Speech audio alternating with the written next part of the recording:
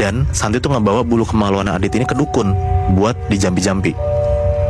Bulu kemaluannya Adit ini dibakar sama si dukun sambil dibacain mantra. Mantra itu kayak gini.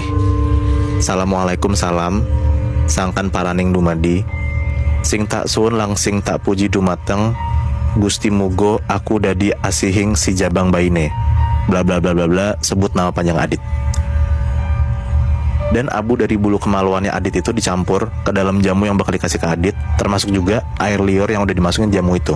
Anjir, berarti jamunya campuran air liurnya Santi sama bulu kemaluannya Adit sendiri. Dan dia minum tuh airnya. Diminum sama Adit? Iya. Kurang ajar. Singkat cerita, setelah berhari-hari selalu dikasihkan tuh jamunya sama si Roy. Terus juga selalu dibacain tuh mantra lewat foto yang udah diambil sama Roy ke Santi. Dan ternyata kayaknya peletnya udah berhasil nih, Bi. Nah,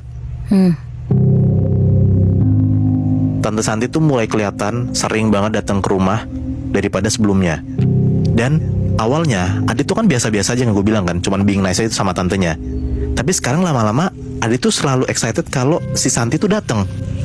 Mereka tuh jadi ngobrol banget, jadi ketawa-tawa banget sampai malam lah, dari siang sampai malam nih. Nah pas malam Tante Santi pulang, hal-hal aneh tuh sering terjadi lah ke Adit ini. Adit selalu mimpin Tante Santi. Terus yang di pikiran Adit tuh cuma Tante Santi aja. Sampai Adit nih kayak orang halu, Bi, Nat. Katanya tuh dia lihat Tante Santi di jendela lagi lambai-lambaian tangan gitu buat ngajak Adit keluar. Terus juga pernah katanya Adit tuh ngerasa lagi tidur, di sampingnya tuh ada Tante Santi. Dia tuh melukin Tante Santi, dan dia tuh seneng banget tidur ditemenin Tante Santi karena semalaman tuh gak bisa tidur. Nah ada juga sering katanya ngigo dan nyebut nama Tante Santi mulu. Ternyata saudaranya Adit, yang si Ari sama Andi itu tuh udah mulai ngerasa aneh ngelihat adik paling kecil tuh kok jadi kayak begini mulu ke Santi kan. Ditanyalah sama mereka kayak kenapa lo jadi bucin dan malah lo kegila-gila sama tante tiri lo sendiri. Padahal Adit tuh ganteng, bisa dapetin cewek-cewek sumuran Adit lah. Singkat cerita, ada satu momen Adit ini tuh tiba-tiba bilang ke keluarganya mau nikahin Tante Santi. Dan maksa dia cuma mau nikah sama Tante Santi doang. Keluarga bingung semua lah kayak kenapa tiba-tiba kayak gitu. Ya apalagi keluarga dari ibunya kan, si Julia kan, dia gak setuju lah sama keputusan Adit kan. Iya benar.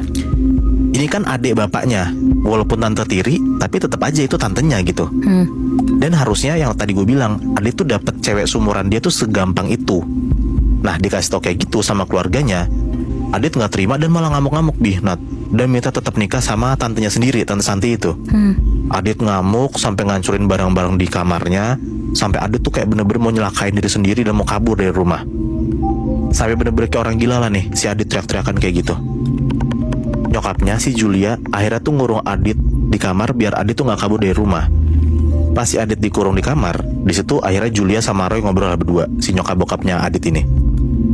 Setelah ngobrol sama Roy singkat cerita, akhirnya Julia tuh luluh juga lah dan akhirnya mau dengan terpaksa nerima apa yang Adit minta. Karena daripada anaknya sendiri nyakitin diri sendiri kan. Iya. Tapi sebenarnya keluarga Julia ini sadar dan curiga akan minuman yang sering dikasih sama Roy. Dan kenapa dia curiga? Karena minuman ini tuh cuma boleh diminum sama Adit. Oh, mereka nyadar. Mereka nyadar. Oh, gue kira semuanya minum enggak ya? Enggak, Aditnya doang. Oke. Nah pas ditembak kayak gitu tuh, kayaknya ada yang aneh dari minuman bla bla segala macem. Tapi Roy itu ngeles. Dia tuh bilang kayak minuman itu ya beneran cuma jamu, dan minuman itu emang buat kesehatan Adit. Tapi yang lain gak percaya gitu aja.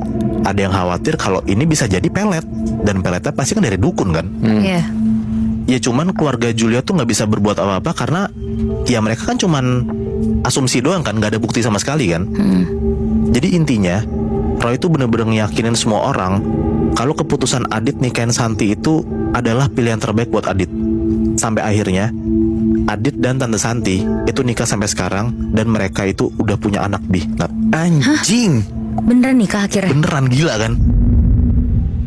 Berarti Muy, di dalam pernikahannya itu si Adit tuh masih dalam pengaruh peletnya si Tante Santi itu dong? Iya bisa jadi, Nat. Karena kalau misalnya gini, kalau orang gak dikasih pelet, mana mau sih dia nikah sama tante sendiri, dan itu jarak umurnya jauh banget kan. Sampai selanggang ini, sampai udah punya anak, ya berarti asumsinya sampai detik ini ya si Adit masih ada pengaruh pelet.